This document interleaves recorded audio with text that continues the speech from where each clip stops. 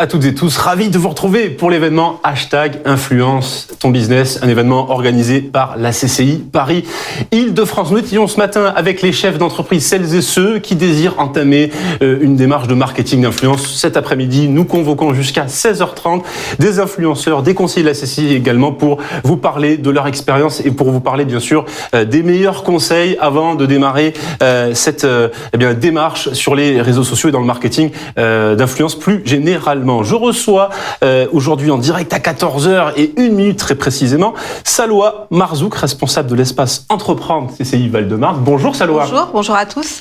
Alors quand on est responsable de l'espace Entreprendre CCI Val-de-Marne, que fait-on au quotidien? Qui conseille-t-on? Alors, donc moi, j'accompagne des porteurs de projets donc dans leur parcours de création d'entreprise pour les accompagner en gros sur leur étude de marché, sur leur business plan, sur leur prévision financière. Et en plus de cela, celles et ceux qui désirent entreprendre sont conseillés aussi par vos soins. Exactement, et je les accompagne également sur le statut juridique, pour les conseiller sur les statuts juridiques. Et c'est tout l'objet de votre présence, et on va parler aussi bien sûr de statut juridique, puisqu'on va consacrer cette table ronde aux influenceurs, créer votre boîte. On va en parler tout au long de cette heure. J'ai également l'honneur de recevoir en plateau Théophile Rosan, qui est coach Google et qui propose des ateliers ouverts à tous et toutes, c'est cela? C'est ça, c'est un programme de formation qui est gratuit et ouvert à tous et à tout âge. Donc on vous invite à venir nous découvrir sur le site internet Google Atelier Numérique. Et on parlait d'influenceurs. En voici un qui est avec nous aujourd'hui pour l'événement #Influence ton business. Il s'agit de Silouane Pascal. Bonjour Silouane. Bonjour Pierre, enchanté. Alors vous êtes cofondateur de l'agence IK Agency. Parlez-nous un petit peu justement de votre quotidien. Quelle est votre finalement fonction et votre quotidien au sein de cette agence? Ouais, donc justement j'ai créé l'agence IG Expert avec différents associés à moi maintenant il y a à peu près 1 an. Moi je me suis lancé dans tout ce qui était business Instagram il y a à peu près maintenant 3 ans en arrière. Et en fait d'un côté donc j'accompagne toutes les personnes qui veulent se développer, créer leur propre business donc en tant qu'influenceur, pas forcément tout ce qui est placement de produits mais plutôt tout ce qui est proposé par exemple des programmes de coaching, d'infoprenariat, etc. Donc à travers ma chaîne YouTube où je donne justement des vidéos hebdomadaires avec du contenu gratuit pour tout ça, une formation et à côté avec l'agence on accompagne principalement les entreprises dans leur développement digital, dans le marketing d'influence, les réseaux sociaux, la communication, etc. Parce qu'être influenceur est devenu un véritable métier. On va vous donner maintenant tous les conseils avec nos experts et invités en plateau. Et ma première question pour entrer dans le vif du sujet s'adresse à vous, Salwa. Parlons de la première personne qui souhaite devenir influenceur, qui souhaite se structurer et se professionnaliser. On va parler de statut juridique avec vous. Quel est le statut juridique le plus adapté pour une personne qui souhaite se lancer en tant qu'influenceur? D'accord. Alors pour les personnes qui souhaitent se lancer, qui souhaitent créer un projet entrepreneurial dans le domaine de influenceur, le statut qui serait le plus adapté, donc c'est le statut micro-entrepreneur. Donc le statut micro-entrepreneur a été créé donc en 2009 en tant qu'auto-entrepreneur. Je pense que vous en avez entendu parler. Donc c'est un statut qui permet de créer son entreprise sans prendre de risque puisque vous payez des charges uniquement si vous réalisez du chiffre d'affaires. Donc ça c'est un avantage qui est énorme pour une entreprise qui souhaite vraiment tester un projet sans prendre de risque. Les avantages également, c'est que vous n'avez pas de capital social, contrairement à une forme sociétale. Vous avez l'obligation d'avoir un capital social. Là, c'est pas le cas. Vous n'avez pas de capital social. Vous avez alors les formalités administratives sont très peu coûteuses et très simples puisque vous payez pas des frais d'enregistrement pour créer l'entreprise ni pour radier l'entreprise.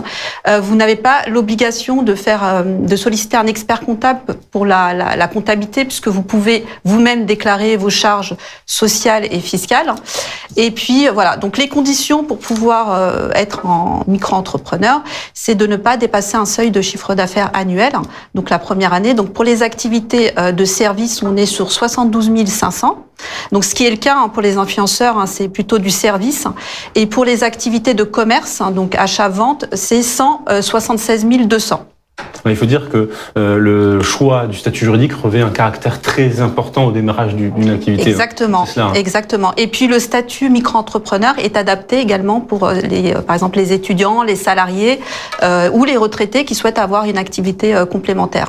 Si on doit retenir quelque chose de très important dans votre témoignage, oui, c'est que le statut d'auto-entrepreneur, il est adapté pour simplifier la démarche du début jusqu'à la fin. Exactement, de commencer un projet sans vraiment prendre de risques et après de se développer petit à petit. Mais on va justement en parler avec Silouane. Vous êtes un jeune chef d'entreprise, vous avez 21 ans et vous avez démarré... 20 ans. 20 ans, pardon. Et vous avez démarré votre activité sur Instagram à l'âge de 16 ans, ça fait 4 ans.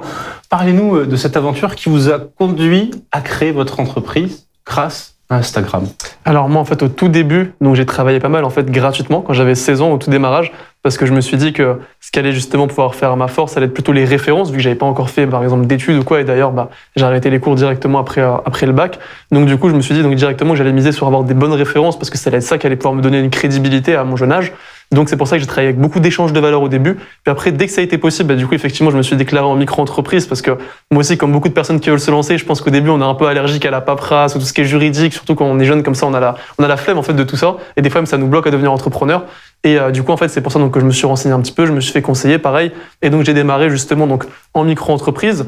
Donc au début, je croyais que c'était un petit peu compliqué de le faire, etc. Puis en fait, quand j'étais dedans, au final, en fait, ça allait, c'était plutôt simple. Et après, donc du coup, par la suite, aujourd'hui, donc j'ai créé une société, puis une holding, etc. Et là, j'ai compris qu'en fait, en réalité, la micro-entreprise, c'était vraiment simple comparé à après quand on veut plus se développer.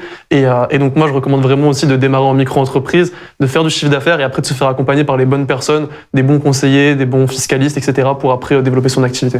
J'invite celles et ceux qui nous suivent à poser toutes vos questions en direct. On les posera à nos invités à la fin de cette table ronde. Théophile, même question finalement qu'à Silouane. Alors vous avez effectivement votre premier métier qui est celui de coach Google, mais vous êtes également pas youtubeur, mais vous produisez du contenu éducatif sur YouTube et vous en avez fait une seconde activité. Parlez-nous de votre histoire et parlez-nous également du statut juridique que vous avez décidé d'avoir dès votre début. Sur le début, moi, je suis parti d'un principe où on revenait souvent me voir, rien qu'avec la casquette Google, mais aussi pour ma famille, mes amis venaient souvent me voir. Comment retrouver son mot de passe Gmail, comment créer un compte TikTok, comment faire une story sur Snapchat. Enfin, des questions pour moi très basiques que je répétais à chaque fois. Et je me suis dit, en fait, pourquoi on va pas faire des vidéos simples, ludiques, rapides, gratuites sur la plateforme YouTube, qui vont répondre à toutes ces questions qui reviennent en fait tous les mois, tous les jours, voire même pour certaines, à mon avis, toutes les heures. Et du coup, je me suis dit, on va créer du contenu sur la plateforme YouTube, tout simplement, avec peu de matériel. Et finalement, voilà, j'ai commencé comme ça, tout doucement, cette chaîne YouTube. Aujourd'hui, elle fait environ 30 000 abonnés, entre 500 000 et 1 million de vues par mois. Et du coup, forcément, ça commence à générer du chiffre d'affaires. Et c'est là où je me suis dit, OK, on est obligé de déclarer, c'est normal. Et du coup, c'est pour ça que j'ai choisi la micro-entreprise. Pour beaucoup de personnes sur YouTube, en tout cas, c'est ce qu'il y a de plus simple quand on dépasse pas un certain seuil de chiffre d'affaires. Donc on commence en micro, c'est ce qu'il y a vraiment de plus simple. Et ça prend une demi-heure, allez, 1 heure pour s'inscrire sur le site donc, de l'URSSAF pour se déclarer en tant que micro-entrepreneur. Alors on va consacrer bien sûr une bonne partie de cette émission à ce statut d'auto-entrepreneur avec vous, Salwa, mais on va également bien sûr parler tout au long de cette table ronde des autres statuts juridiques. Mais avant cela, je vous propose de continuer avec vous. Silouane, vous êtes sur Instagram, vous comptez 27 000 abonnés, vous avez une communication très soignée, c'est votre métier. Pourquoi vous êtes-vous positionné sur Instagram et pourquoi pas finalement notre réseau? Ça c'est une très bonne question. En fait moi au début je voulais me développer donc en tant qu'agence, donc consultant etc. sur ça. Et à l'époque il y a quelques années en arrière tout le monde parlait que de Facebook Ads, de Facebook etc. Et je me suis dit comment ça va avoir de plus en plus justement d'effervescence autour d'Instagram, mais il y a personne réellement qui s'est positionné dessus en France. Et je voyais qu'aux États-Unis je regardais un petit peu des chaînes YouTube, ça se développait. Et je me suis dit pourquoi je me formerais pas sur Instagram? Et je dirais justement je suis un des premiers comme ça à se mettre sur ce marché-là, à se positionner avec ce titre-là d'expert Instagram qui en vrai de base c'est pas un métier, ça veut pas dire quelque chose en particulier comme ça. Et donc j'ai commencé énormément à me former dessus. Et en fait, j'ai choisi vraiment Instagram parce que je me suis rendu compte qu'aujourd'hui, c'était notre carte d'identité un petit peu digitale. Par exemple, dès qu'on va à un événement, en général, maintenant, on donne son Instagram, quand on donne pas forcément son numéro. Ça peut être quand on est dans la rue, quand on échange avec quelqu'un, une soirée, du networking, peu importe. C'est vraiment devenu la carte d'identité digitale pour les personnes, mais aussi, en fait, pour les entreprises. Donc maintenant, quand on recherche une information, du coup, directement, souvent, on va sur Instagram. Et à côté de ça, pourquoi Instagram? Parce que je me suis dit, quel réseau va pouvoir réussir sur le long terme? Et en fait, ce qui se passe, c'est que Instagram, pour moi, ce qui fait leur force, c'est que c'est un réseau tentaculaire. Ce que je veux dire par là, c'est qu'à chaque fois, en fait, qu'il y a eu une innovation sur le marché des réseaux sociaux, ils ont su, en fait, adapter ce qui marchait le mieux et l'incorporer. Comme avec, par exemple, avec les stories avec Snapchat, auxquels ils ont repris le concept, comme par exemple le format IGTV avec YouTube, justement, pour les concurrencer, ou récemment les Reels pour aller concurrencer TikTok, dont ils ont augmenté la portée pour justement garder leur part de marché. Et encore plus récemment, tout ce qui est justement par rapport à l'option de pouvoir payer directement sur Instagram, où actuellement, donc, on peut trouver un site internet pour aller acheter des produits dessus, mais bientôt on va pouvoir régler directement normalement sur Instagram. Et donc c'est pour ça qu'en termes même de marketplace ou de business, c'est vraiment intéressant. Et je me suis dit que c'était un bon créneau à prendre pour être spécialisé justement dans un business web. Avec en plus une audience qui est grandissante, plus d'1,2 milliard d'utilisateurs Exactement. sur Instagram à travers le monde et plus de 600 millions de personnes qui quotidiennement sont Et c'est le juste sur Instagram. milieu, je trouve aussi, hein, parce que Facebook, c'est vrai que il y a toujours du trafic, etc., mais c'est une audience qui tendance un petit peu à vieillir de plus en plus. Quand même, TikTok, c'est trop jeune un petit peu et c'est pas encore assez mature pour le business. On peut quand même faire du business, bien évidemment, dessus. Il y a des possibilités, mais Instagram, je trouve que c'est le juste milieu de maturité, comme par exemple YouTube aussi, qui est un très bon réseau social pour faire du business, je trouve. Alors, on va parler de professionnalisation, de structuration, et quand on décide de se lancer, on est forcément obligé aussi d'appliquer des méthodes. Quels sont les prérequis, Théophile, quand on décide de devenir du jour au lendemain influenceur? Pour moi, pour commencer, déjà de se dire, ok, je vais créer du contenu. Ça, c'est la première chose. Sans trop me poser de questions, quand je parle de questions, c'est ne pas se donner des barrières. Le plus important, c'est de commencer. Ça, c'est certain. Vous pouvez aller voir tous les premiers créateurs de contenu, voir leurs premières vidéos. Elles n'ont jamais été parfaites. Mais heureusement qu'elles existent parce que ça a permis de leur faire leurs premières erreurs, leurs premiers tests, voir ce qui fonctionne, ce qui ne fonctionne pas et itérer par la suite. Moi, je conseille toujours de créer un calendrier éditorial et de s'y tenir avec un rythme. Si on pense pouvoir publier une fois par semaine, on publie une fois par semaine. Si on pense pouvoir publier une seule fois par mois, on publie une seule fois par mois. Ça dépendra évidemment des formats. Si on est sur un format documentaire sur YouTube, évidemment, on ne pourra pas poster tous les jours.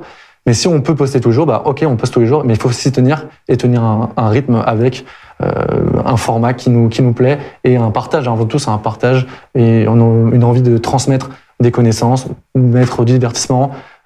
Plein de... Un format qui vous plaît, c'est cette question aussi qui va s'adresser à vous deux, c'est être capable finalement de tirer son épingle du jeu, c'est cela, de pas le copier-coller que l'on peut revoir à droite et à gauche.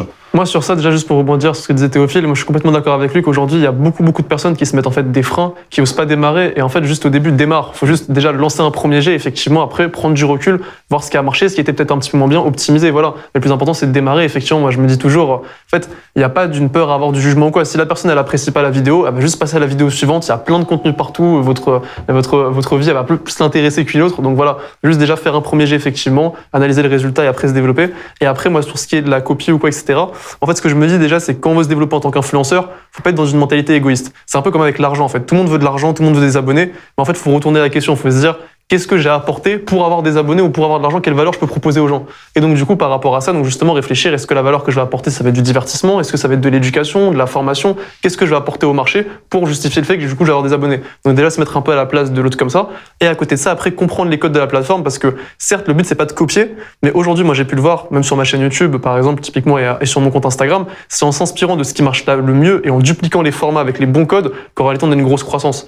Moi, par exemple, une petite stratégie que j'utilisais sur YouTube, peut-être que je sais pas si tu l'utilises aussi, c'est par exemple, typiquement, en fait, je vais sur des chaînes de concurrents, aux États-Unis ou en France, je vais dans les vidéos les plus populaires, je regarde celle qui marche le mieux. Dès que je vois qu'il y a un sujet qui revient à répétition à chaque fois, je le refais. Et c'est pour ça, sur ma 3e vidéo YouTube, j'ai fait une vidéo comment être certifié sur Instagram, parce que je voyais que tout le monde se posait la question comme ça. Et ma 3e vidéo YouTube, j'ai payé 0 pub, elle a fait 380 000 vues. Oui. Alors que de base, c'est pas quelque chose qui arrive directement. Ça a pris un petit peu de temps, mais c'est justement parce que je me suis positionné sur le bon créneau, j'ai pas directement copié, j'ai réadapté, mais je me suis inspiré de ce qui marche et je pense que c'est aussi important si on veut bien se développer. Avoir une lecture des bons formats, ça aussi, ça fait partie des prérequis. À ce propos, Silouane, Jérémy nous dit « Je suis Silouane sur Instagram et son contenu est très pertinent ». Voilà pour les premiers messages qui arrivent en direct. Question à Saloa, on a parlé du statut d'auto-entrepreneur, on va maintenant rentrer dans le détail. Comment fonctionne-t-il ? Auprès de quel organisme dois-je m'enregistrer? Et en termes de déclaration, en termes de fréquence, puis-je déclarer par mois, par trimestre? Première question déjà, comment il fonctionne ce statut d'entrepreneur? Alors, il fonctionne très simplement. Donc, dès lors que vous créez l'entreprise, donc là, comme l'a dit Théophile, en un clic, c'est fait. 10 minutes. 10 minutes, voilà. 10 minutes, allez. C'est rapide. Montre en main, faisez le test, vous à la maison. Donc vous recevez ensuite votre numéro de sirène et ensuite vous allez créer votre compte professionnel sur le site de l'auto-entrepreneur.fr, entrepreneur.fr de l'URSSAF. Et du coup, vous allez déclarer votre chiffre d'affaires. Donc, le chiffre d'affaires, vous allez le déclarer soit par mois, soit par trimestre. Donc ça, c'est une option que vous allez devoir opter au moment de la création d'enregistrement de l'entreprise. Donc, si vous déclarez, donc là, on est dans le secteur de services pour influenceurs, donc vous allez être sur un taux de 22%. De charges de cotisation sociale. Si sur un mois vous réalisez pas de chiffre d'affaires, vous payez 0 €. Ça, c'est vraiment un avantage très important, très positif. Et donc pour le taux des 22%, donc pour les personnes qui peuvent bénéficier d'une aide qui s'appelle l'ACRE, donc c'est une aide à la création d'entreprise. Donc ces personnes-là ont une exonération de 50% sur les charges sociales. Donc au lieu de payer 22%, ils payent 11%. Donc cette aide-là, elle est pour 1 an, donc la première année d'exercice de l'entreprise. Et il faut rentrer dans certaines conditions. Donc les conditions, vous pouvez les voir sur le site de la CCI, sur les demandes de l'ACRE, pour les demandes de l'ACRE. Et puis voilà, donc ça c'est premier point. Et alors juste une chose, oui. sur les 100 euros, je touche 100 euros brut, 22%, ça fait Voilà. 78 euros, c'est mon net. Exactement, Voilà. exactement. Et pour ça, justement, pour l'ACRE, c'est une petite question, Oui. peut-être que tu peux confirmer Bien justement pour ça. Moi, au début, j'avais entendu parler de l'ACRE et j'avais fait plein de recherches pour comprendre comment faire les démarches, etc. Puis après, en fait, on m'a expliqué que si jamais on était éligible, ça se mettait de manière automatique. Alors, Est-ce que c'est le cas ou pas? Là, maintenant, c'est plus le cas. D'accord. Donc, aux dernières nouvelles, il faut quand même justifier, en fait. Il faut entrer D'accord. dans les conditions d'éligibilité. Donc là, par exemple, pour toi, tu as le droit puisque tu as moins de 26 ans. D'accord. Et peut-on, grâce au statut d'auto-entrepreneur, cotiser pour la retraite? Parce que pour les jeunes d'entre nous, on n'y pense pas forcément, mais c'est très important, c'est penser à l'avenir. Est-ce Bien qu'on sûr. cotise quand on est auto-entrepreneur? Alors, pour cotiser à la retraite, il faut que plus vous allez réaliser du chiffre d'affaires, plus vous allez valider des trimestres de retraite. Donc, D'accord. ça sera vraiment en fonction du chiffre d'affaires que vous allez réaliser. Je voulais indiquer aussi que vous avez donc pas l'obligation d'ouvrir un compte bancaire professionnel, sauf si votre chiffre d'affaires dépasse les 10 000 euros. Donc ça, c'est au niveau du fonctionnement, les grandes lignes. Et donc, vous n'avez pas l'obligation de prendre une assurance professionnelle, mais c'est quand même conseillé pour votre activité. Important, là aussi, C'est bien important. sûr, de penser, de se prémunir des risques. On va poursuivre avec vous, Silouane, sur votre communauté, avec qui vous avez un lien fort, 27 000 abonnés qui vous suivent sur Instagram. Comment entretient un lien particulier et personnel avec sa communauté sur Instagram? Je pense que ça revient un petit peu à ce que je disais tout à l'heure de la manière d'apporter de la valeur. À côté de ça, ça va être aussi par l'authenticité. Il ne faut pas chercher à jouer un rôle sur les réseaux ou quoi, etc. Pour moi, les réseaux, ça doit juste être un petit peu, on va dire, faut savoir, on va dire, un petit peu mettre en avant certains traits de votre personnalité plus que d'autres, ou si besoin pour un peu votre personnage, votre image de marque sur les réseaux. Mais le but, c'est pas d'aller inventer une nouvelle personne ou quoi, sinon ça va se sentir. Ce qui a vraiment marché, en fait, c'est quand vous allez avoir, en fait, des choses, vous allez créer une connexion émotionnelle avec les gens. Moi, je vois, par exemple, c'est des choses, je vous recommande pas forcément de faire ça, c'est pas du tout une obligation ou quoi, mais par exemple, des fois, je vais être avec ma famille, avec ma mère, genre, des fois, justement, je vais prendre, par exemple, une petite photo, des choses comme ça, etc. Ou poster un texte par rapport à une difficulté que j'ai eue, un échec que j'ai eu, ou un succès qui vient d'arriver, et je fais un petit peu de storytelling. Et c'est souvent ça, en fait, qui crée une connexion vraiment puissante avec la communauté. Et à côté de ça, donc, interagir fréquemment avec eux, ça peut être en story, par exemple, avec toutes les options, justement, avec tous les stickers de quiz, de sondage, pour vraiment, en fait, les faire participer, les faire interagir, et du coup, justement, développer une communauté, donc, au fil du temps, et aussi comprendre que pour créer une vraie communauté qui est engagée, ça c'est pas du jour au lendemain. Ça prend un petit peu de temps aussi, quelques semaines, quelques mois, des fois quelques années, pour justement que les gens s'habituent, pour qu'il y ait de la fréquence comme ça, et en fait, il faut avoir une vision long terme dessus, quoi. On ne crée pas un personnage, on est la personne que l'on est. C'est ça, on surligne des aspects de sa personnalité, c'est comme dans un bon storytelling. Pour moi, quand on fait un storytelling, par exemple en marketing ou quoi, le but c'est pas d'aller inventer une histoire, mais c'est de savoir surligner les passages en particulier qu'on veut montrer, parce qu'on n'est pas obligé de tout montrer, mais le but c'est pas d'aller inventer quelque chose. Et on va revenir sur justement le moment clé qui vous a conduit à créer votre entreprise et à en faire votre activité. On a quelques éléments de réponse avec vos premiers témoignages, mais c'est finalement le flux de clients qui vous ont sollicité au fur et à mesure finalement de votre développement qui vous ont donné envie, ou En fait, moi, décidé d'arrêter les études? Comment ça s'est passé dans votre tête? Parce que c'est sauter dans le grand bain et se dire Ouais, je vais devenir c'est chef vrai. d'entreprise du jour au lendemain, je vais arrêter mes études.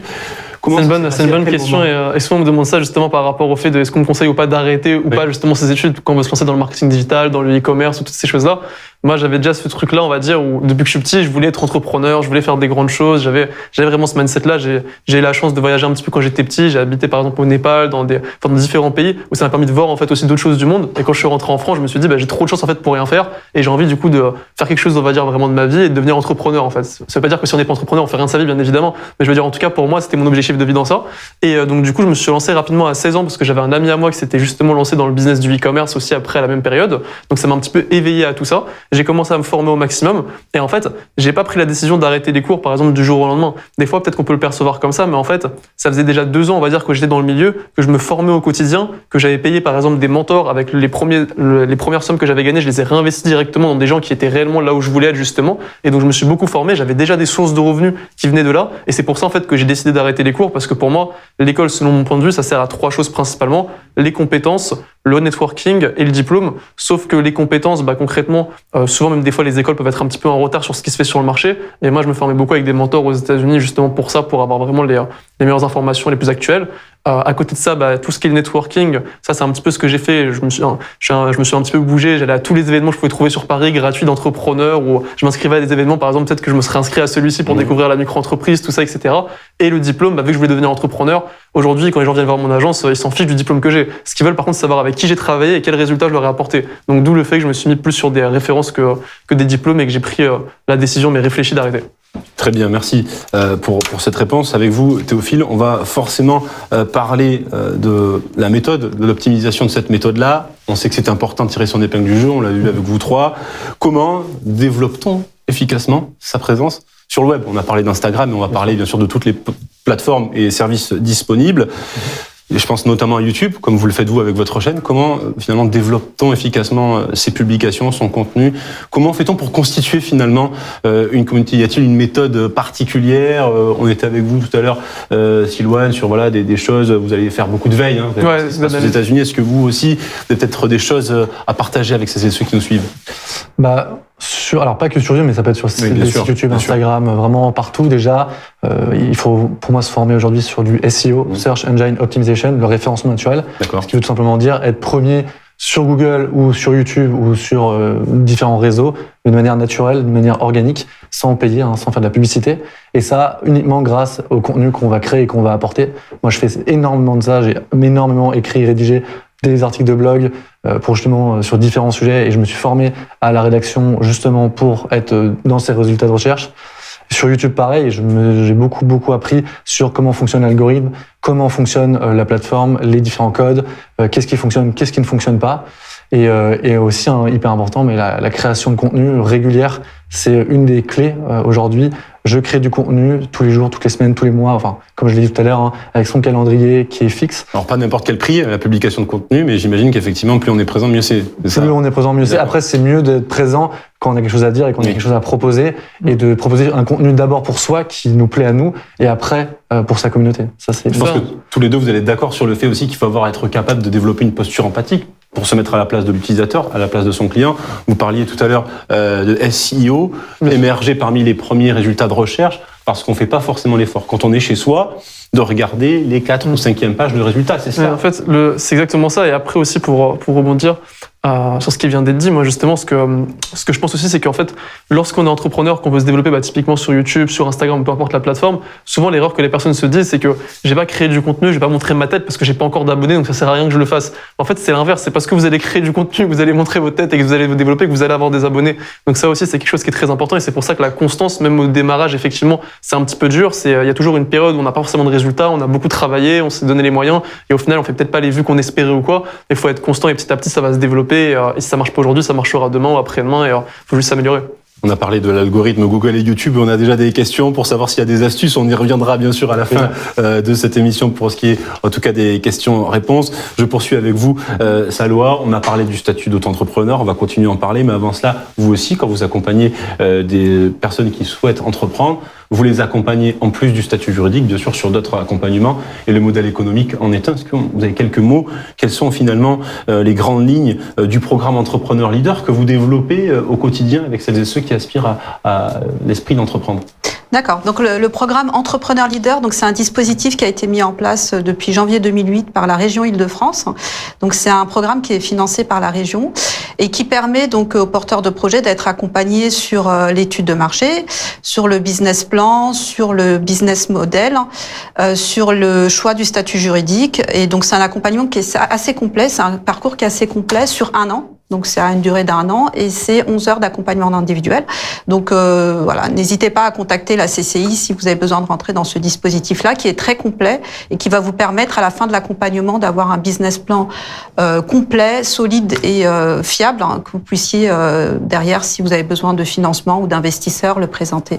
Et comment définir un modèle économique avec des auto-entrepreneurs? Alors ça va dépendre forcément du secteur. Ça va dépendre tout à fait du secteur, oui. Mais après tout ça, on le travaille en individuel avec le porteur de projet. Tout dépend aussi du secteur, de l'investissement qu'implique la création d'entreprises dans le secteur sur du service.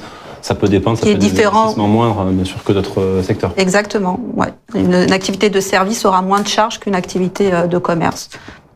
On va continuer avec Théophile et Silouane. Se professionnaliser, c'est le nerf de la guerre quand on souhaite devenir influenceur. On l'a répété, on va continuer de le répéter pour celles et ceux qui nous suivent et qui veulent devenir influenceurs. On va aussi parler de l'offre, hein, concrètement. Ça, c'est important. Comment clarifier l'offre quand on est influenceur? Quels conseils pouvez-vous donner tous les deux pour structurer une offre bien claire et bien précise aux chefs d'entreprise, aux marques, aux entreprises?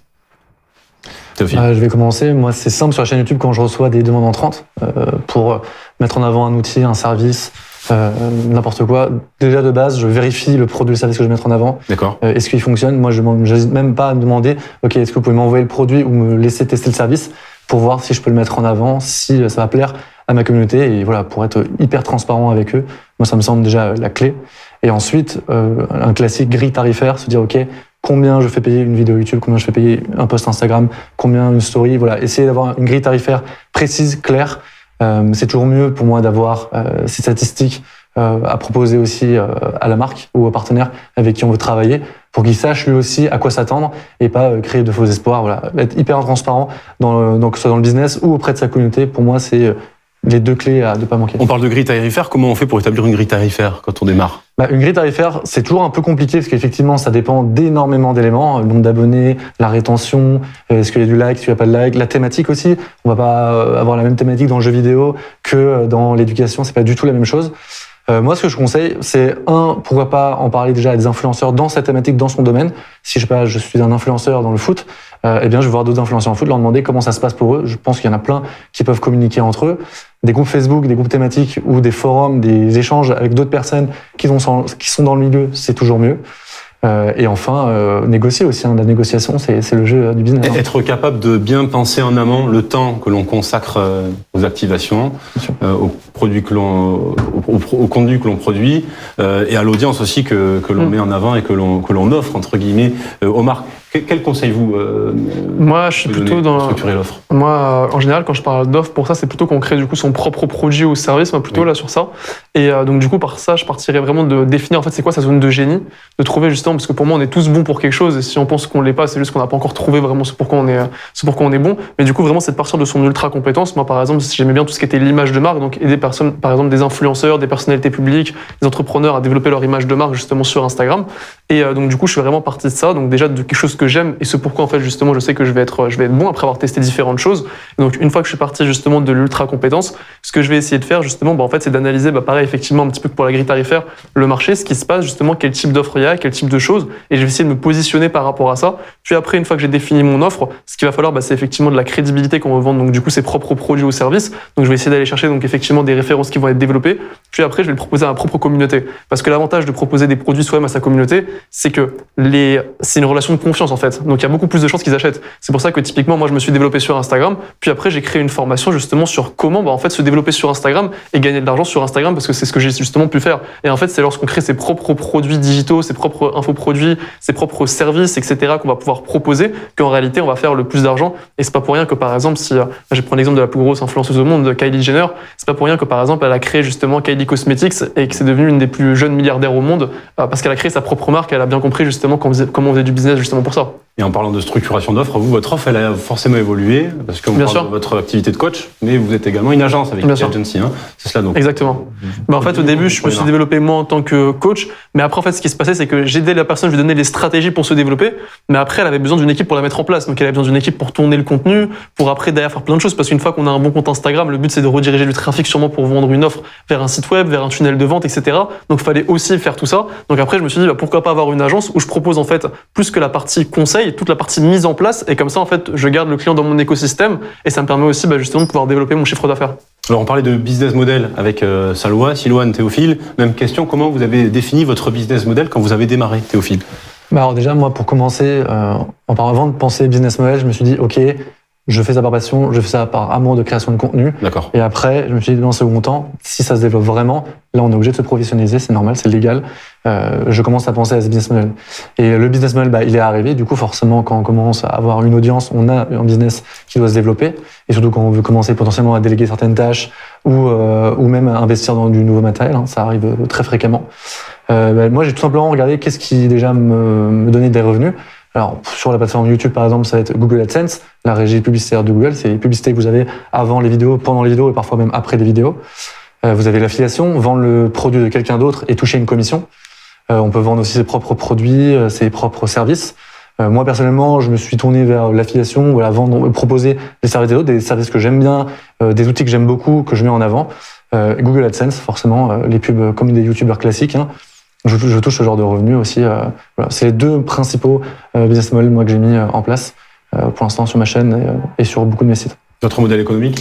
Moi, en fait, j'ai bien aimé effectivement l'infoprenariat, parce que l'avantage de l'infoprenariat, c'est que, en fait, comme tout à l'heure quand on parlait par exemple de la partie commerciale ou service pour les micro-entreprises, l'avantage de l'infoprenariat, c'est que vous n'avez pas de coût produit, c'est que c'est un produit du coup qui est digital, donc bien évidemment, faut le créer. Mais au début, on peut très bien créer une première formation, une première chose depuis son ordinateur, juste en se filmant avec un PowerPoint ou des petites notes comme ça, etc. Donc déjà, il n'y a pas de coût de produit, ce qui veut dire que lorsque la personne paye, c'est pas lorsque vous vendez quelque chose comme un produit d'une marque ou quoi, vous allez devoir payer un fournisseur. Il y a juste du coup effectivement la publicité à payer, ou alors si vous avez des bonnes stratégies justement organiques avec le référencement naturel, ce qui veut dire que vos charges vont être très faibles, quoi. Donc c'est un business model qui est très intéressant. Et à côté de ça, avec l'agence, au début, on faisait beaucoup de consulting, parce que l'avantage, c'est que c'était du coup du one shot entre guillemets ou du coaching. On venait, on délivrait la personne, on recevait l'argent, et donc du coup après on avait fini avec le client. Mais le problème de ce qu'on s'est rendu compte de ce business model là, c'est que ça ne crée pas de récurrent en fait tous les mois, et qu'on ne peut pas prévoir son chiffre d'affaires pour le mois prochain.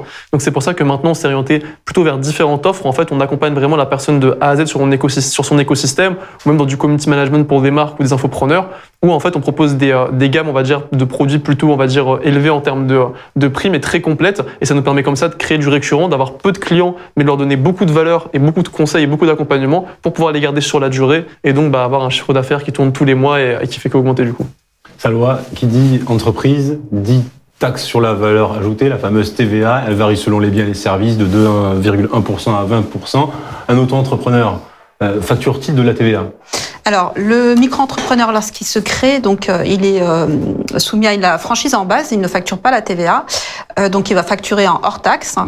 Dès lors que donc sur la facture, il faudra bien mentionner que la TVA n'est non applicable, donc par l'article 293 du Code général des impôts. Donc cette mention-là, il faudra bien l'indiquer sur les factures. Il commence à facturer de la TVA dès lors qu'il dépasse un certain chiffre d'affaires. D'accord. Donc là, pour l'activité de service, on va être sur un chiffre d'affaires de 36 500.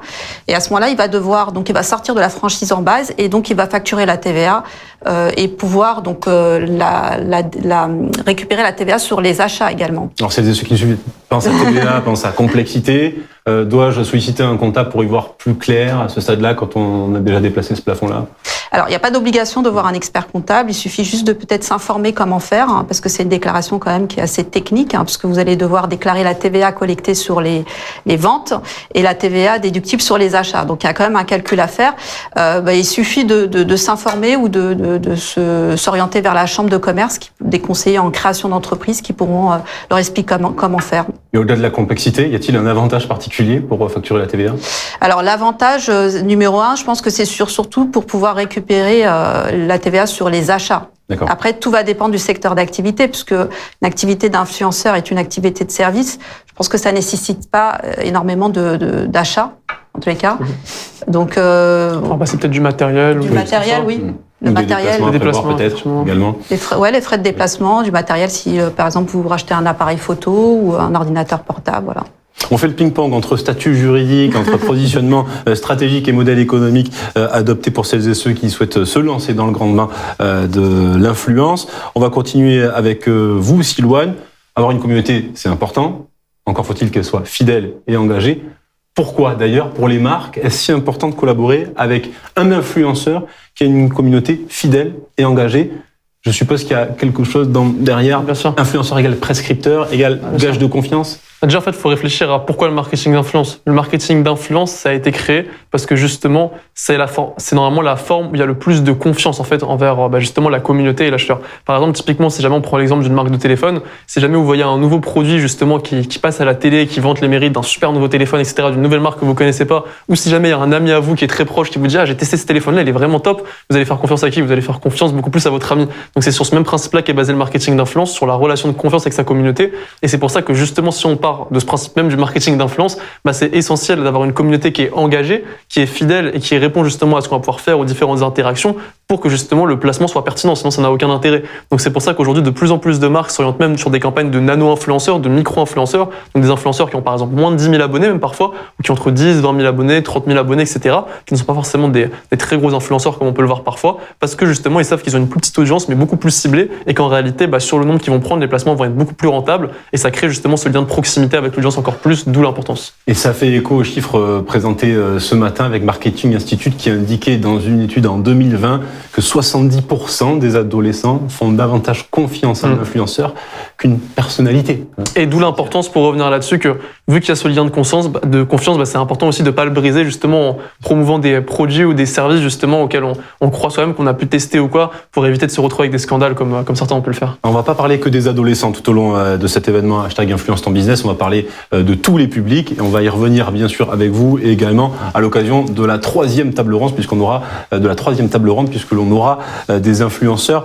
LinkedIn, Théophile, chaque réseau social a ses codes et dès qu'une tendance d'usage émerge, vous l'aviez dit tout à l'heure, Silouane, les réseaux sociaux ont tendance à faire des copier-coller, on pense à Snapchat et les stories proposées par Instagram. Est-ce efficace sur YouTube d'introduire par exemple des vidéos comme on le fait sur Instagram ou TikTok? Je pense notamment à la nouvelle application YouTube Short Fund.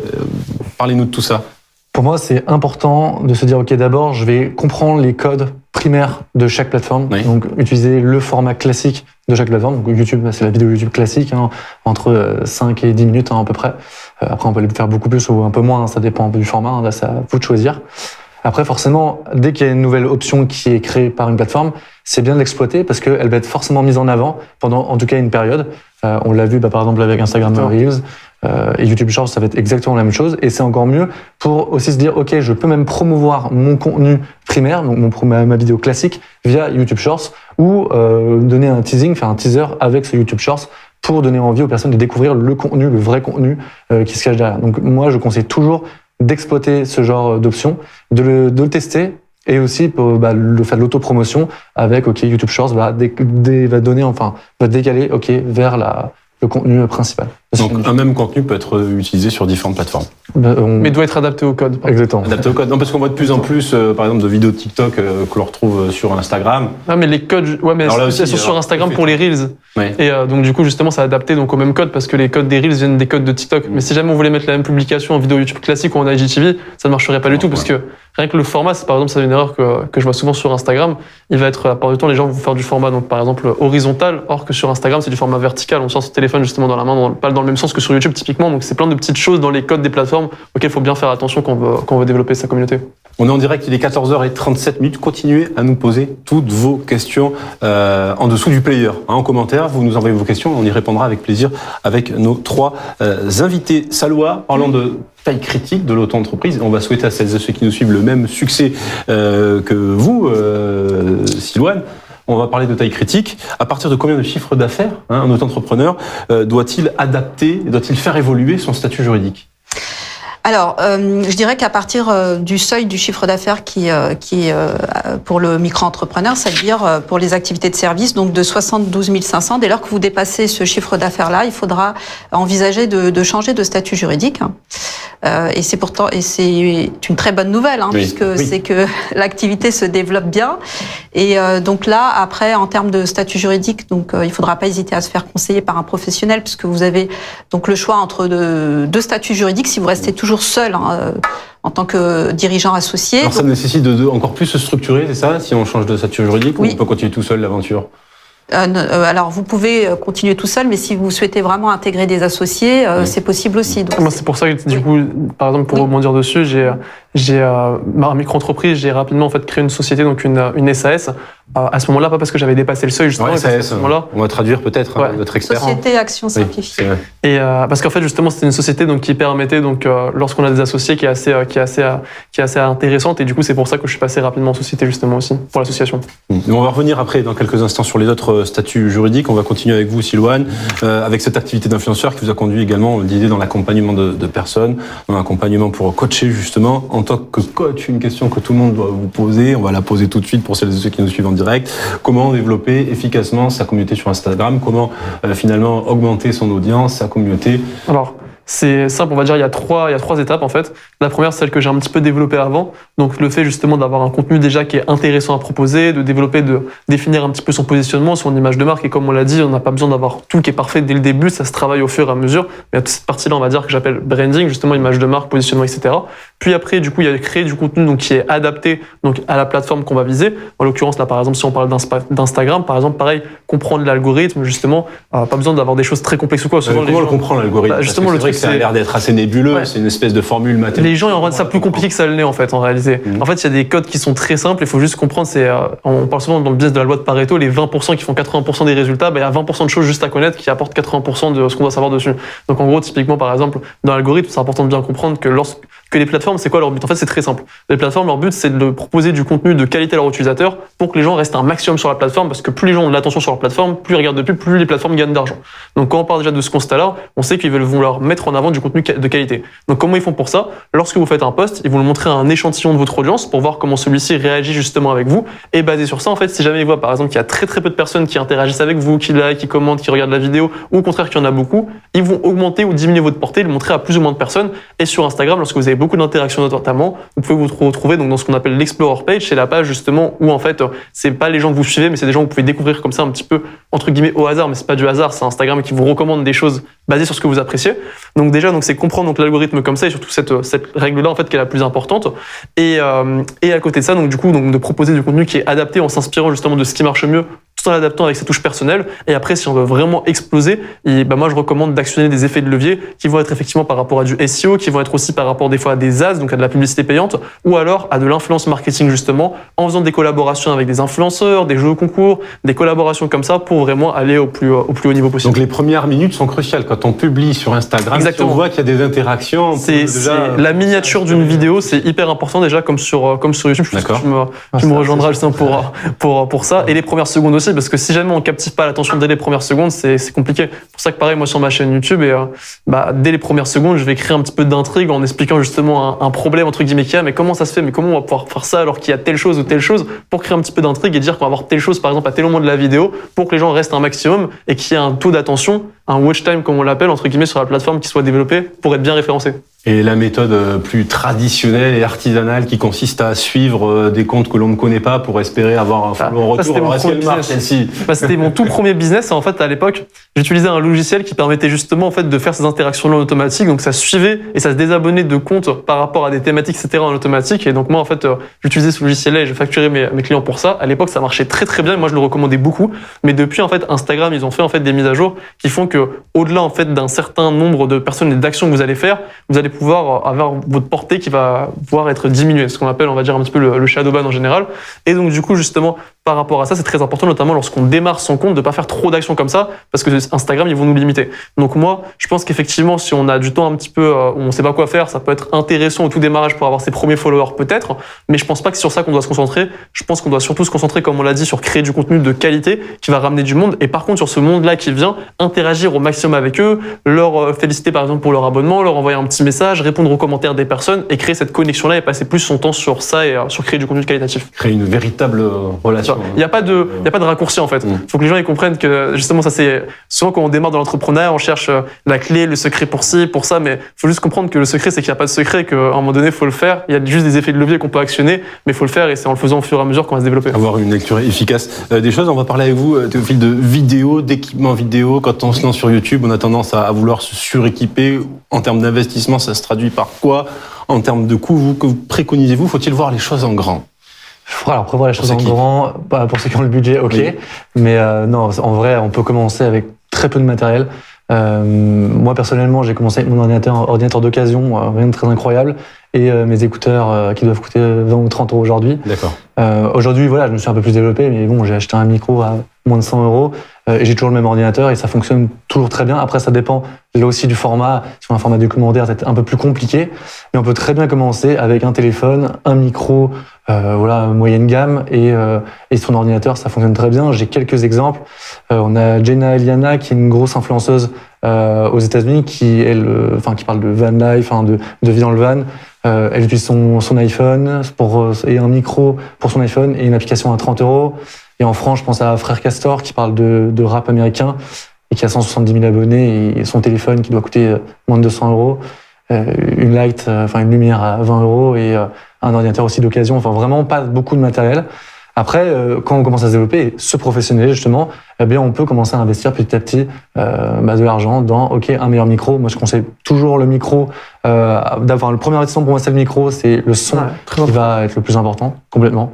Et après la caméra. Et la lumière, surtout comme tu disais, même au début, on n'a pas besoin d'avoir une caméra de fou qui vaut super cher ou quoi, juste d'avoir un bon éclairage, de le faire peut-être même au bon moment de la journée si on n'a pas forcément de lumière ou quoi, et après d'acheter, ça peut être une petite ring light ou peu importe, une petite lumière, et comme ça évite de payer du matériel qui est très coûteux, et dès qu'on commence à se développer, après, on peut se développer. Avoir le sens du détail, être capable de bien cadrer, être capable d'être bien audible, et après, effectivement, tout en restant pas trop bas, penser à une production. En fait, c'est un équilibre, il faut être en même temps un petit peu perfectionniste, parce que si on fait un truc qui n'est pas de qualité, ça il y a peu de chances quand même que ça marche, mais en même temps, de l'autre côté, il ne faut pas trop aller non plus, sinon on se met trop de blocage, donc c'est un équilibre.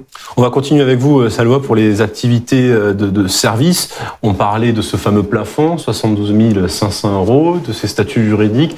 Quand on ne peut plus être micro-entrepreneur, quels sont les autres statuts juridiques, justement, qui sont proposés à celles et ceux qui nous suivent et qui, on l'espère, deviendront autre chose que d'autres entrepreneurs? C'est une très bonne nouvelle. Moi, ça me fait plaisir quand j'ai des micro-entrepreneurs qui me disent qu'ils ont dépassé le seuil et qui souhaitent justement évoluer et changer de statut juridique. Donc là, donc là, vous avez deux choix, en fait. Ils ont deux choix. Ils ont soit la SARL associée unique, s'ils sont toujours seuls, et sinon, soit la SAS unique aussi. Donc, c'est une société action simplifiée unipersonnelle. Et donc, la grande différence principale entre les deux statuts juridiques, c'est surtout au niveau du statut social du dirigeant. Puisqu'en SARL associé unique, vous allez être affilié à ce qu'on appelle la SSI, Sécurité sociale des indépendants. Et donc là, vous allez payer une cotisation sociale, donc forfaitaire. Donc il faudra compter à peu près 45% à la cotisation. Et quand vous êtes en SASU, donc Société Action Simplifiée Unipersonnelle, alors vous avez le choix, soit vous êtes salarié de la société, soit vous ne l'êtes pas. Alors si vous ne l'êtes pas, vous payez 0 € de cotisation, donc vous n'avez pas du tout de protection sociale. Si vous décidez d'être salarié, donc vous allez avoir une fiche de paye et vous allez payer donc 80% de charges. Oui, donc il faut bien réfléchir. On a 45% d'un côté et 80% de l'autre. Alors, il n'y a pas que ça. Oui. C'est-à-dire qu'il faut vraiment travailler ça en approfondissant un peu plus le besoin du dirigeant. Donc là, dans les 80% de charges, vous avez une partie qui est charge patronale et une partie qui est charge salariale. Donc, comme nous, quand on est salarié, on a une partie qui est salariale, mais la partie patronale, donc c'est notre employeur qui la paye et on la voit pas sur notre fiche de paye. Donc voilà, donc faut bien réfléchir à ces aspects-là. Il y aura d'autres choses aussi, bien sûr, à approfondir. Il y a un dispositif qui s'appelle Business Story. Donc c'est un dispositif qui a été mis en place par l'Ordre des experts comptables, qui permet donc de bénéficier de 3 rendez-vous gratuits avec un expert comptable. Donc ça peut être aussi intéressant de pouvoir échanger. N'hésitez pas à vous rapprocher aussi des CCI pour être accompagné par un conseiller qui pourra également vous expliquer les différents statuts et faire une simulation entre la différence entre une URL et une SASU. Ça fait partie de la stratégie, c'est ça. Ouais. Il faut le rappeler, c'est pas que le positionnement sur tel réseau, c'est également réfléchir à tout cela parce qu'on peut le regretter plus tard. Exact, ouais. Et ça peut à tout moment créer des risques sur le développement de son entreprise. Théophile, les contenus sponsorisés qui pullulent sur Internet, comment dois-je appréhender les contenus sponsorisés de ma communauté? Vous qui êtes sollicité justement, vous avez commencé à nous donner des éléments de réponse. Quel est le regard que je dois donner à tout ça aussi vis-à-vis de ma communauté?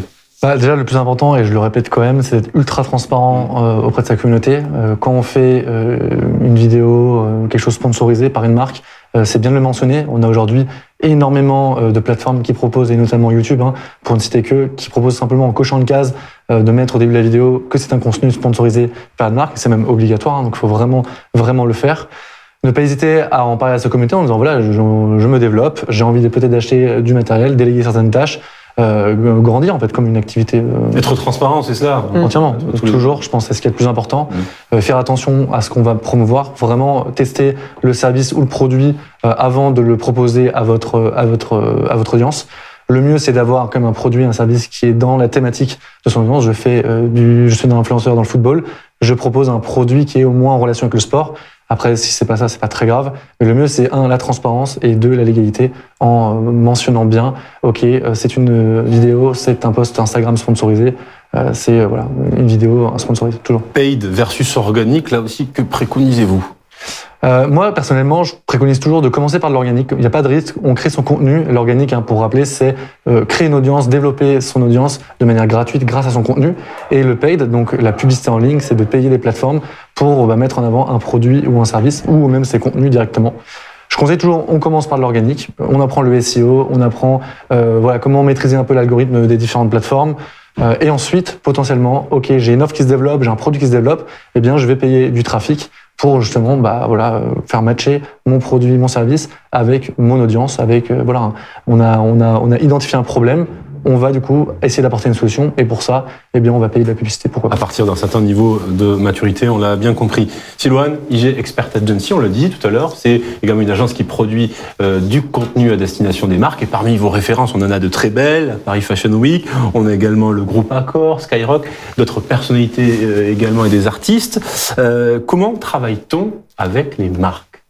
Alors, comment travaille-t-on avec les marques ? Vous voulez dire pour les approcher ou pour... La relation que l'on peut avoir avec elles, quand on définit justement un projet, comment discute-t-on ? Est-ce que c'est la marque qui a la main mise sur le projet ? Est-ce que c'est une collaboration ? On en parlait ce matin et c'est important. Moi, je pense que ce qui est important, c'est que lorsqu'on travaille surtout avec des grosses références, il faut comprendre que celles-ci, en fait, elles ont déjà leur code, elles ont déjà leur ADN d'entreprise et donc il faut quand même un petit peu vous greffer en même temps à ce qu'ils font déjà, notamment là, je parle par exemple dans le luxe. Là, actuellement, on est en discussion avec des maisons assez connues. Mais même moi, par exemple, j'ai pas l'habitude encore de ces codes-là quand on travaille avec eux. Donc c'est important de bien comprendre leur ADN pour pouvoir avoir quelque chose qui matche avec leur vision. Mais de l'autre côté, c'est important aussi, je pense, qu'en entrepreneur, de mettre entre guillemets un peu d'autorité sur ce qu'on fait et de savoir dire à ces entreprises-là, justement, si vous nous contactez, par exemple l'agence, c'est pour vous développer, c'est parce que vous avez besoin de notre expertise. Donc on va pouvoir vous aussi vous dire quelle stratégie nous on pense qu'est la meilleure. Et donc même dans les rendez-vous c'est ce qu'on fait aussi pour justement montrer à la personne qu'on sait ce qu'on fait, on est sûr de nous et c'est pour ça justement aussi qu'ils ont envie de travailler avec nous. Donc ça c'est quelque chose, on va dire, qui est assez important en général dans la relation avec les marques qu'on essaye d'entretenir. Et souvent, nous, quand on a travaillé avec des marques, par exemple, pour ceux même les influenceurs ou quoi qui espèrent justement, par exemple, travailler avec de très grosses marques ou quoi, avec leurs propres produits ou pour faire des collaborations ou quoi.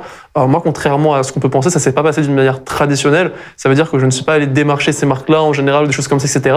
Ça a été plein de, en fait, chacune, ça a été en fait une petite anecdote qui était pas du tout prévue et en fait qui a débouché sur quelque chose au final. Comme par exemple pour Skyrock où en fait j'avais une page dans le rap parce que j'ai un autre projet justement dans la musique à côté où justement en fait on repartageait des vidéos qu'ils avaient et malheureusement une fois on les avait pas créditées et donc du coup ils nous ont envoyé un petit message pour nous toquer un petit peu à la porte pour nous dire justement que voilà c'était un petit peu compliqué, etc.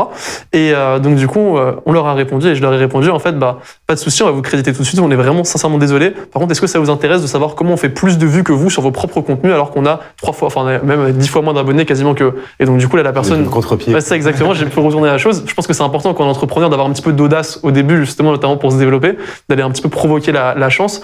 Et donc du coup ce qui s'est passé, on a eu un premier rendez-vous, deuxième, troisième. Heureusement j'avais un de mes associés qui était plus habitué on va dire au code un peu plus corporate. Et donc du coup c'est comme ça qu'on a eu par exemple ce type de client là. Et c'est une petite anecdote pour vous dire que lorsque vous voulez travailler avec des grosses entreprises, ça peut se faire en fait sur quelque chose qui est imprévu et c'est juste en fait savoir bien réagir aux choses et s'adapter.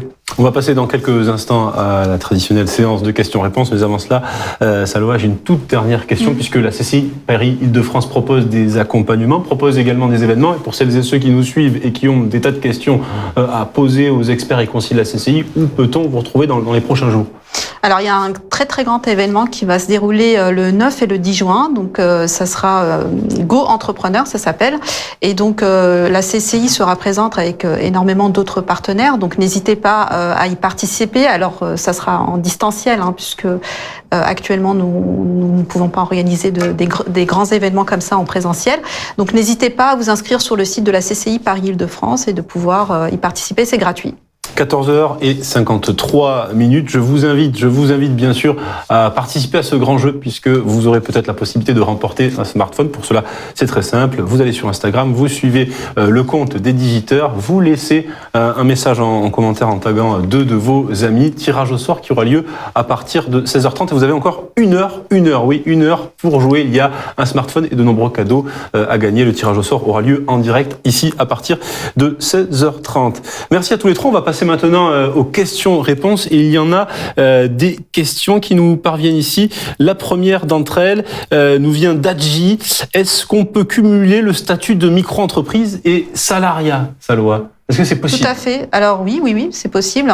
Après, il faut que le secteur d'activité soit quand même différent. faut pas que vous soyez en concurrence avec votre employeur. Mais si vous avez une activité qui est différente, donc il faudra aussi vérifier sur votre contrat de travail, mais c'est une activité, bien sûr, qui permet d'être cumulée. On peut faire les deux, ça c'est fantastique. Oui, donc c'est important de le rappeler. Sam Hall nous dit, qu'est-ce que vous conseillez pour level up, donc pour augmenter son compte Instagram pro, profil, contenu, follow et hashtag? Est-ce que vous pouvez répéter la question? Qu'est-ce que vous conseillez pour level up, donc pour augmenter son compte Instagram professionnel? Franchement, c'est exactement ce que je disais. Ça revient à ce que je disais tout à l'heure, honnêtement, sur justement d'abord définir bien son image de marque, comment on se positionne, quel type de contenu on veut créer, comprendre justement un petit peu l'algorithme. D'ailleurs, pour tout ce qui est hashtag, etc., n'hésitez pas sur ma chaîne YouTube, justement, Sylvain Pascal, j'explique toutes ces différentes choses-là. Je donne du contenu justement qui est gratuit dessus, où j'explique les différentes choses, je montre des études de cas, du concret comme ça. Donc ça peut aider pour les personnes qui veulent démarrer, on va dire, gratuitement, etc., à se former sur le sujet. Le choix du bon hashtag, parmi les hashtags les plus cités, il faut l'avoir au moins une ou deux fois dans son message, c'est ça? En fait, c'est important de tout ce qui est hashtag, etc., mais il faut bien comprendre qu'il faut pas, comme je disais souvent, les gens ils ont tendance à rendre les choses plus complexes qu'elles ne le sont, à se pas se concentrer sur les bonnes choses, et vous avez beau avoir les meilleurs hashtags du monde, si votre contenu il est nul, votre contenu ne va pas marcher. Donc comme je disais, bien se focus d'abord sur le contenu, et pour les hashtags, ce qu'il faut faire en fait, c'est prendre des hashtags. Quand on regarde sur les hashtags, il y a un nombre de publications à chaque fois qui est utilisé par rapport au hashtag. Donc ce qu'il faut, c'est utiliser des hashtags, donc déjà bien évidemment, qui sont cohérents avec votre thématique, et à côté de ça, analyser le type de post, de format de post qui se positionne le mieux dans le hashtag, qui est adapté à la taille de votre compte. Par exemple, si jamais vous avez 10 000 abonnés, vous n'allez pas aller sur un hashtag où par exemple il y a 10 millions de personnes qui l'utilisent, sinon vous allez être noyé dans la masse. Donc du coup, ce qu'il va falloir, c'est prendre des hashtags qui sont adaptés à votre taille, et à côté de ça, essayer de prendre des hashtags qui sont adaptés au format de contenu que vous proposez, par exemple. Là, c'est le coach Instagram qui nous parle et qui nous donne déjà des très bons conseils pour avoir une lecture du réseau social Instagram. On va parler de l'algorithme. Avez-vous une astuce pour stimuler l'algorithme? Parce que la visibilité dépend aussi de ça, non? On va penser notamment à l'algorithme Google, YouTube. Est-ce que vous avez, vous, des astuces? Eh bien, l'algorithme de YouTube, toujours le watch time, la visibilité sur la vidéo. Si on arrive à dépasser les 50%, notre vidéo a un très très bon watch time. Donc, essayez de garder son audience tout au long de la vidéo le plus possible. C'est une première chose. Et on en a un petit peu parlé, mais évidemment, la miniature, travailler l'image pour donner envie de découvrir le contenu qui se cache, travailler le titre avec des mots-clés qui sont intéressants. On a pas mal d'outils qui sont gratuits sur le web aujourd'hui pour connaître les meilleurs mots-clés dans sa thématique ou dans la vidéo qu'on doit intégrer. Ça, c'est important. Et évidemment, publier régulièrement du contenu, choisir sa thématique, ne pas faire trop de choses. Si je parle de sport, peut-être que je vais me focus sur un seul et unique sport. Je vais pas faire tous les sports du monde, sinon on va commencer à être un peu perdu dans la masse, justement, ce que tu disais. Donc, ce que tu dis sur le watch time aussi. Là, par exemple, tout à l'heure, je disais qu'il y avait des choses qu'on rendait plus complexes qu'elles sont, comme par exemple l'algorithme, mais il y a d'autres choses, des fois, qu'on a tendance à rendre moins qu'elles le sont aussi. Et ça, par exemple, pour le watch time, pour moi, c'est le montage aussi des vidéos qui est hyper important. Parce que si on n'a pas un montage dynamique et qui est vraiment percutant, c'est compliqué de garder l'attention de la personne. Et 50% déjà, effectivement, c'est un très beau taux. Donc, moi, je vous conseille aussi vraiment d'essayer de soigner vos montages. C'est quelque chose qui est assez important. On a une autre question sur le statut d'auto-entrepreneur. Alors, vous y avez déjà un petit peu répondu, mais on a là une exception. Peut-on être à la fois auto-entrepreneur et avoir un CDI à mi-temps? Alors, est-ce que ça change la chose si Non, ça change pas parce que vous êtes salarié, donc ça ne change rien. C'est possible aussi, ouais. Voilà, ça c'était la question de Nadia. Donc Nadia, vous pouvez également cumuler votre statut d'auto-entrepreneur et votre poste en CDI à mi-temps. Elia nous demande, la question, je vais vous la poser à tous les trois, en 3 mots, que faut-il retenir pour être un bon influenceur? Et peut-être à vous déjà, Salwa, parce qu'un bon influenceur, c'est un bon entrepreneur. Non, mais un bon influenceur, c'est un bon entrepreneur. En fait, c'est ça, cette question-là. Comment devient-on un bon entrepreneur et donc un bon influenceur? Alors moi déjà, quand j'accompagne des porteurs de projets, sur leur stratégie de communication, ils me parlent souvent qu'ils vont faire appel à des influenceurs. Donc je pense que c'est vraiment la tendance maintenant sur la communication. Voilà. Être capable, c'est pour ça que je posais influenceur égale entreprendre, parce que c'est un métier, mais se poser les bonnes questions, on l'a vu tout à l'heure avec vous, sur le bon choix du statut juridique, sur le business model, c'est finalement être capable de se poser toutes les questions et pas penser que c'est facile. Non, c'est un peu plus complexe que cela, et c'est pour ça que justement les conseillers des CCI sont là pour vous accompagner. On est là pour les accompagner et pour qu'ils puissent vraiment commencer leur activité sereinement et avoir toutes les informations nécessaires aussi, parce qu'il y a tellement d'informations qu'on retrouve sur Internet, que ce soit pour le statut micro-entrepreneur ou autre. Donc c'est toujours important de se faire conseiller par un expert en création d'entreprise. Silouane, être un bon influenceur en quelques Moi, mots. je dirais, Alors, pour le premier mois, je dirais, ce sera un duo de mots, ce sera authenticité et passion pour démarrer. Après, effectivement, analyse, comme je vous disais, pour comprendre ce qui marche, etc. Et en dernier, quand même, business model, parce que vous avez beau être passionné, si jamais demain vous gagnez pas d'argent avec et que vous pouvez pas payer votre loyer ou quoi, ça va être continuer de réussir sur le long terme. Donc, c'est important aussi de réfléchir en tant que businessman, businesswoman, justement, à comment structurer ça d'un point de vue aussi financier pour le développer sur le long terme. Théophile, Eh ben, Même faire question. très simple, créer du contenu pour soi, pour se faire plaisir avant tout, être heureux de ce qu'on fait, de se dire ok, je fais un contenu qui me plaît avant tout. Deuxièmement, je dirais d'être régulier. Le rythme, c'est important. On publie pas une fois tous les 6 mois, c'est dommage. Vaut mieux être un petit peu régulier. Et enfin, s'améliorer, apprendre de ses erreurs, recommencer et ne pas abandonner. Moi, c'est les 3 conseils que je donnerais aujourd'hui.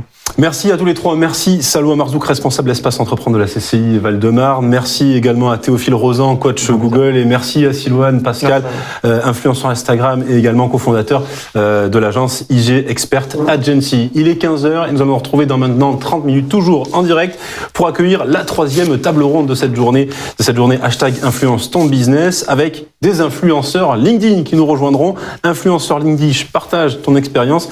Ils sont 3, Ruben Tayeb, Jérémy Bendayan et Shubham Sharma, que nous retrouverons à partir de 15h30 pour l'événement hashtag influence ton business organisé par la CCI Paris Île-de-France. À tout à l'heure.